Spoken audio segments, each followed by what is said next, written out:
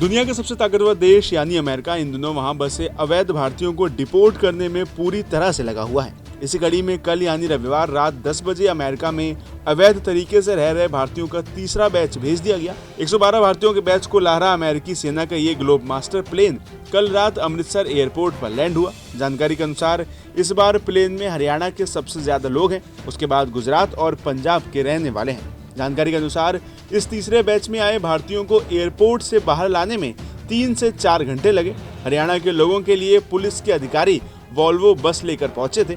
ऐसे ही पंजाब सरकार भी बसों में लोगों को उनके घर छोड़ने के लिए गई।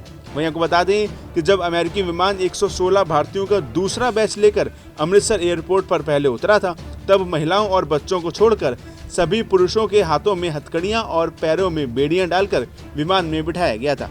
वहीं से पहले बैच में सिर्फ बच्चों को छोड़कर महिलाओं और पुरुषों को हाथों में हथकड़ियां और पैरों में बेड़ियां डालकर लाया गया था। वहीं इसी बीच एक खुलासा ये भी हुआ है कि अमेरिका से आए पहले और दूसरे बैच में कई लोग जो सिख समुदाय के थे उनके पास पगड़ी नहीं थी और पंजाब प्रशासन को एयरपोर्ट पर अंतिम समय में इसकी व्यवस्था करनी पड़ी। वहीं इसी कड़ी में डंकी रूट से अमेरिका गए जसपाल सिंह नाम के एक व्यक्ति ने मीडिया को बताया कि जब हम एयरपोर्ट पर उतरे तो हमने पगड़ी नहीं पहनी थी। उन्होंने उड़ान से पहले हमारी पगड़ियां उतरवा ली थी, इसलिए एयरपोर्ट पर उतरने के बाद हमने सिर ढकने के लिए कोई कपड़ा मांगा, लेकिन उनके पास सिर्फ वो कपड़ा था जिसे सम्मानित करने के लिए दिया जाता है और वो काफी लंबा नहीं था, इसलिए उसे सिर को बांधने के लिए यूज नहीं किया जा सकता है। इसलिए मैंने अपना सिर ढकने के लिए एक टोपी उधार ली। इसके साथ ही मीडिया रिपोर्ट के अनुसार कैबिनेट मंत्री कुलदीप सिंह धालीवाल ने भी मीडिया से बताया कि पहली उड़ान में कुछ युवकों के पास पगड़ी नहीं थी। हमने पहली उड़ान के बाद इस मुद्दे को उठाया था और हम फिर से इस मुद्दे को उठाएंगे, लेकिन ये दुखद है कि इतने हंगामे के बावजूद भी कुछ भी नहीं बदला है। हालांकि इस बार के बैच में यानी तीसरे बैच में अमेरिका ने फिर अपनी यही हरकत दोहराई है या नहीं, ये फिलहाल क्लियर नहीं है, क्योंकि डिपोर्ट किए गए भारतीयों को मीडिया से बातचीत करने की अनुमति नहीं दी गई है। मैं आपको बता दें कि इससे पहले अमेरिकी सेना के 2 स्पेशल एयरक्राफ्ट से प्रवासी भारतीयों को भेजा जा चुका है। ये तीसरा बैच है। इस बार अमेरिका से 112 प्रवासी भारतीयों को भेजा गया है। पहली बार 104 प्रवासी भारतीयों को इंडिया भेजा गया था, जबकि दूसरे बैच में 116 प्रवासी भारतीयों को वापस भेजा गया था। इन्हें लाने के लिए अमेरिकी सेना के स्पेशल एयरक्राफ्ट का इस्तेमाल किया गया है। 3 बैच में कुल मिलाकर 332 प्रवासी भारतीयों को वापस भेजा गया है। अमेरिका से 5 फरवरी को पहला और उसके बाद 15 फरवरी और फिर 16 फरवरी को प्रवासी भारतीयों का बैच आया था। हालांकि बार बार अमेरिका से आ रहे बैचेस को अमृतसर में उतारने को लेकर पंजाब के मुख्यमंत्री भगवंत मान ने केंद्र पर हमला बोला है। उन्होंने कहा है कि पवित्र शहर अमृतसर को बदनाम किया जा रहा है। हम अमृतसर को डिपोर्ट केंद्र नहीं बनने देंगे। अमेरिका से डिपोर्ट किए गए लोगों को अमृतसर एयरपोर्ट पर उतारना केंद्र सरकार की साजिश है। पंजाब नू ही क्यों चुना जा रहा है, पंजाब को ही क्यों बदनाम किया जा रहा है। मतलब डिपोर्टेशन का हमें भी सेंटर, डिपोर्टेशन का सेंटर बनाना चाहते हो, इस होली सिटी को, पवित्र शहर को डिपोर्टेशन सेंटर बनाना चाहते हो कि यहाँ पे आते हैं बस, तो क्या जाएगा पूरे नेशनल मीडिया में। कल क्या जाएगा, एक और जहाज उतरा अमृतसर में। जब अमृतसर से अमेरिका की फ्लाइटें मांगते हैं तब कहते हैं हमारे पास ये तो एयरपोर्ट ही ठीक नहीं है, यहाँ से दिल्ली आओ, तो उनको भी दिल्ली बुला लो। फिर हम अपने बंदों को ले आएंगे, ये तो लेने भी नहीं आते ना, हम तो ले आएंगे।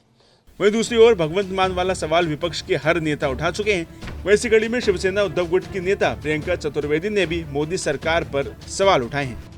है कि दिल्ली में क्यों नहीं लैंड हो रही हैं या हिंडौन एयरबेस में क्यों नहीं लैंड हो रही हैं, जब ज़्यादा से ज़्यादा पैसेंजर्स जो इलीगल इमिग्रेंट्स आ रहे हैं।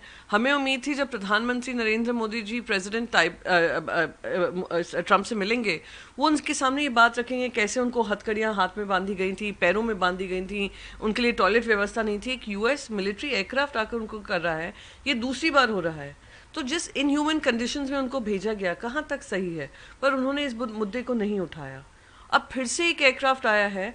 पहले एयरक्राफ्ट में ज़्यादा से ज़्यादा लोग गुजरात के थे, पर वो गुजरात में लैंड नहीं हुआ। कल मैं सुन रही थी कि वहाँ के पंजाब के एक MP हैं जो कांग्रेस में होते थे, BJP में चले गए हैं। वो कहते हैं कि देखिए पंजाब का दिल इतना बड़ा है कि एयरक्राफ्ट लैंड हो रहे हैं, तो क्या गुजरात का दिल छोटा है कि वहाँ पे लैंड नहीं होने दे रहे हैं? क्या दिल्ली का दिल छोटा है, वहाँ पे लैंड नहीं होने दे रहे हैं?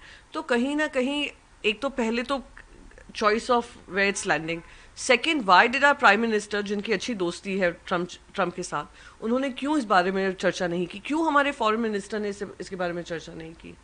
तो ये दुखदाई है कि इलीगल इमिग्रेंट्स बनकर इसलिए मजबूर हो जाते हैं क्योंकि देश में जो उनकी उम्मीदें थीं वो उम्मीदें तहस नहस हो गई।